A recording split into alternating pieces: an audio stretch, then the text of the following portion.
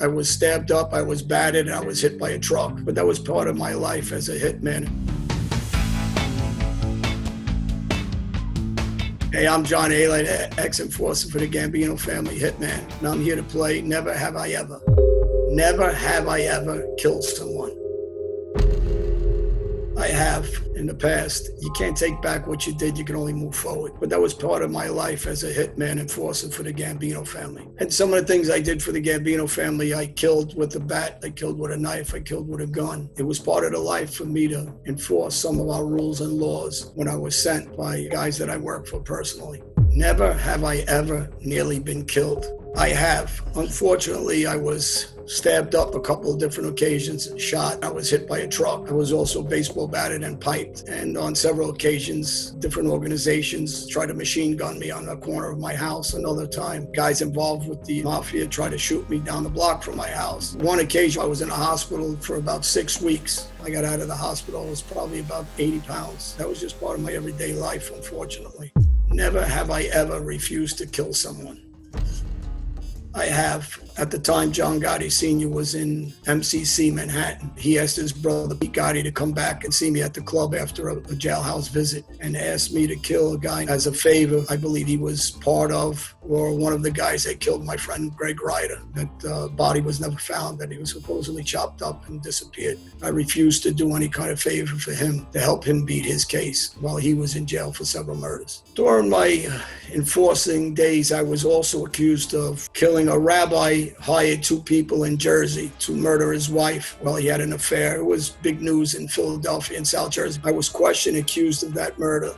Later on, I was cleared. They found the 2 guys that did it. They told on each other. The rabbi went to prison for life. The detectives at the time, when they came to see me, you guys know what I do for a living. You think I'm a hitman, but I wouldn't kill women. I'm the guy that would go after the guy that killed a woman. I would kill that person. So I think afterwards, my reputation talked for itself. They knew I wouldn't do things like that. And I never got accused of something like that again. My hits were involved only with street guys, mob guys, nothing outside of that. Never have I ever been to prison.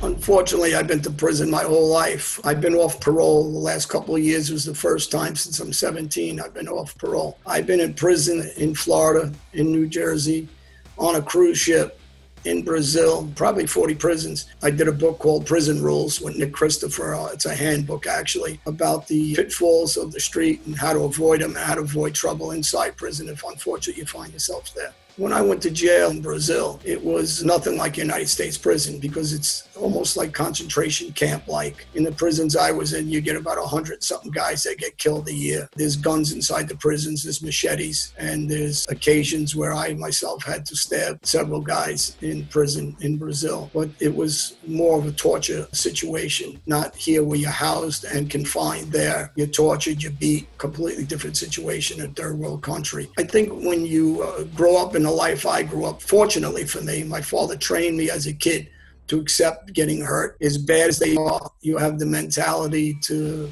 never quit. You're going to survive it. Somehow you're going to get out of it. You're going to try to escape, and you have that no-quit attitude. It was a life where I hurt and killed a lot of people. It's the part that took me to another level that most guys don't go to. Even though they talk, they'll do this or do that. Like most mob guys, if you go through the counts and see how many people they actually hurt, shot, stabbed, very few of them have done that kind of work. It's only a handful of guys like myself that do that kind of work.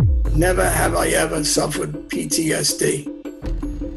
I have. I think anybody that's been in wars or seen the violence I saw, it's impossible not to suffer from PTSD unless you're a sociopath. The toll of people I hurt, killed, butchered, I think took a toll on me mentally. And I started seeing therapists probably for about 30 years, same woman, somebody I relied on to help me not lose my temper when people are pushing my buttons. And at times I yell, I scream, but I don't react the way I used to. It's okay to think the same way, just don't react the same way. My lifelong dream is to continue helping every kid not to stay in prison and to get out and live a good life.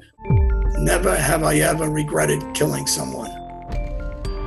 I have not. And the reason why I say I have not, and I think that's going to surprise a lot of people, because if I didn't come to this point in my life, I don't think I could ever save all the kids' lives I'm saving now. So I think for whatever God's plan was for me, it was for me to get to this point, the lowest point you could probably get into your life, and reflect back on the lives that you took, the people that you hurt. But in the long run, I think I'm going to save more lives by doing the things like I'm doing now, the Johnny and Gene podcast show, and all the talks, and the Second Chance program for teenagers and young adults. I think, you know, some of the rewarding stories that people ask me, there's a young boy who became a Muay Thai fighter champion. His name's Sam Greenfield. I've mentioned him plenty of times on different podcasts and shows I've done. He had a friend that was killed in gang violence in the UK. So I flew over to the UK, and Sam's father got in touch with me. We started speaking, and I started talking to his son, and his son turned around his life. Instead of trying to get revenge and kill the guys that killed his friend, he changed his life. He started helping kids, advocating for kids, became a champion fighter, and he just received a reward this year